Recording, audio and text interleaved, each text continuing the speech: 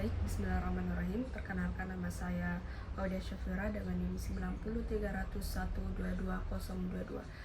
Baik, saya akan sedikit menjawab pertanyaan dari kelompok 1, yakni pertanyaan yang pertama dari Zulhairi Ramadan, yakni bagaimana cara mengimplementasikan prinsip-prinsip perpajakan Islam dengan praktik perpajakan modern di negara yang beragam secara ekonomi dan keagamaan tanpa mengorbankan keadilan sosial dan prinsip syariah. Nah, nah, untuk mengimplementasikan prinsip-prinsip perpajakan terhadap perpajakan Islam dengan praktik perpajakan modern, nah ada beberapa yang harus dilakukan. Nah, yakni yang pertama dengan menerapkan prinsip keadilan dan juga kesetaraan dalam pembayaran pajak. Nah, yang kedua yakni dengan melakukan transparansi dan akuntabilitas dalam penggunaan pajak itu sendiri. Nah, pertanyaan kedua yakni dari Siti Hajar. Nah, yakni apa sanksi orang yang tidak membayar pajak? Nah, terdapat sanksi untuk orang yang tidak membayar pajak. Nah, yang pertama yakni denda, yang kedua ada bunga atau tambahan biaya dalam pembayaran pajak. Nah, yang ketiga ada sanksi pidana. Nah, yang keempat ada pencabutan hak-hak tertentu. Nah, pertanyaan ketiga yakni dari Wiwi Arnita Putri, yakni apa saja jenis pajak yang harus dibayar oleh wajib pajak. Nah, yang pertama yakni ada pajak penghasilan, yang kedua ada pajak pertambahan nilai, yang ketiga ada pajak berkendara, yang keempat ada pajak bea materai. Nah, yang kelima ada pajak ekspor dan impor. Nah, itulah pajak yang harus dibayar oleh wajib pajak.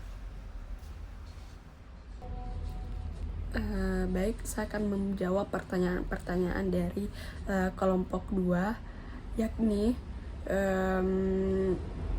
pertanyaan pertama, bagaimana peran pajak negara terhadap perdagangan internasional. Nah, peran pajak terhadap internasional itu sendiri yakni dengan menambahnya pendapatan suatu negara.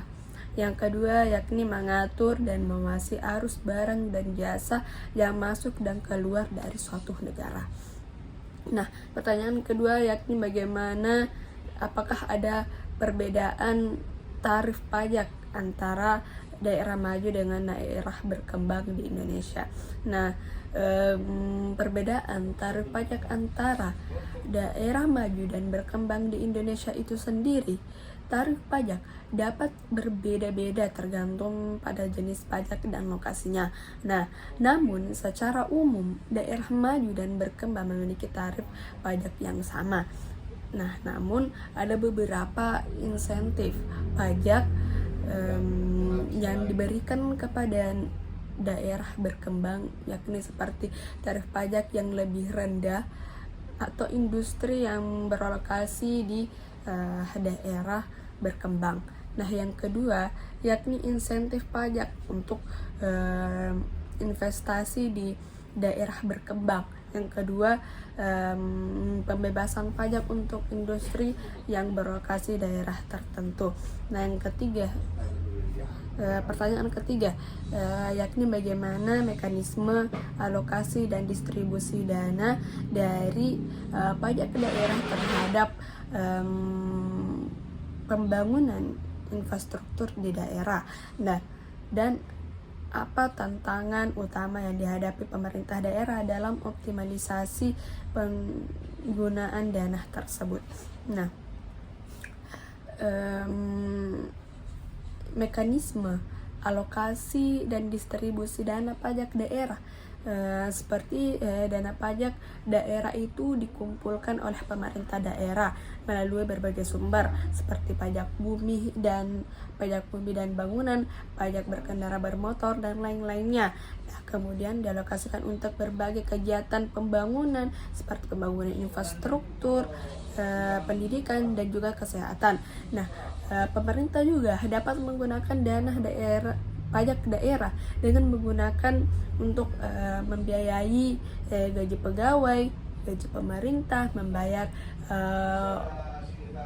operasional dan lain-lainnya.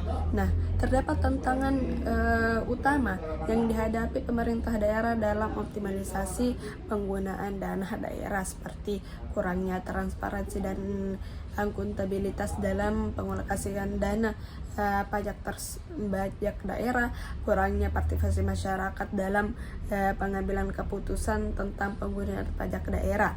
Nah, pertanyaan keempat yakni bagaimana mekanisme pajak parkir di Indonesia? Apakah ada prosedur perpajakan pajak parkir terhadap pemerintah daerah?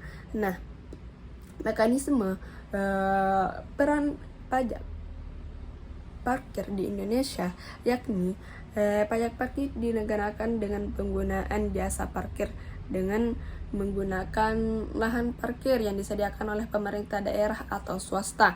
Yang kedua, tarif pajak yang ditentukan oleh pemerintah daerah dapat berbeda-beda tergantung dengan lokasi dan jenis parkir.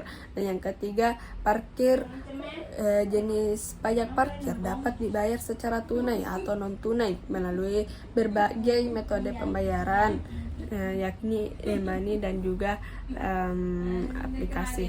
Nah, itulah